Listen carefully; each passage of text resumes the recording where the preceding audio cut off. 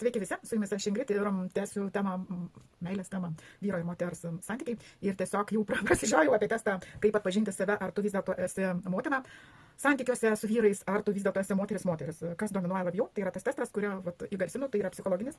Ir jį mums pasakė mano mokytoja Svetlana Gurbač, psichologė, kurie mus mokino vidinių dalių sustatymo metodo ir piniginių konsteliacijų. Ir tas testas labai aiškiai atskleis, tiesiog tai reikia jums klausydami nemeluoti pačiai savo, nes su tuo galima vėliau padaryti puikių kitokių rezultatų, tiesiog pripažinti faktą. Taigi testas.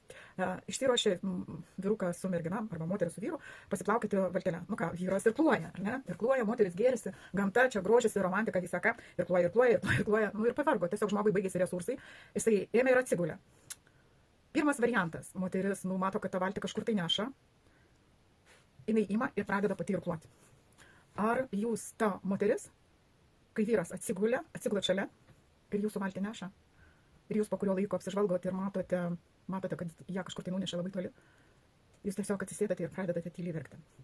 Kuri iš šitų moterų esate jūs? Jeigu jūs ta moteris, kuri ima ir pradeda viską kontroliuoti, irkluoti, viską daryti už du, tai jūs esate ta mama, kuri vyrą paprastai įsūnijate ir tiesiog nebelieka jam erdvės. Ir kai jūs prielkurluosite tą valtį ten, kur jums reikia, vyras tiesiog atsistos ir išeis ir supras, kad jisai tiesiog jums nereikalingas, nes jūs viską mokate daryti pati. O ta moteris, kuri kartu pagulės, kartu pabus šalia, kartu pasidžiaugs praeitimi ir tiesiog suprasdama, kad valtį kažkur tai nunešė ir be jokių pretenzijų, be nieko, tiesiog tyliai sėdės ir verks. Tai reiškia, jokių pretenzijų, dar kartą išgirskit.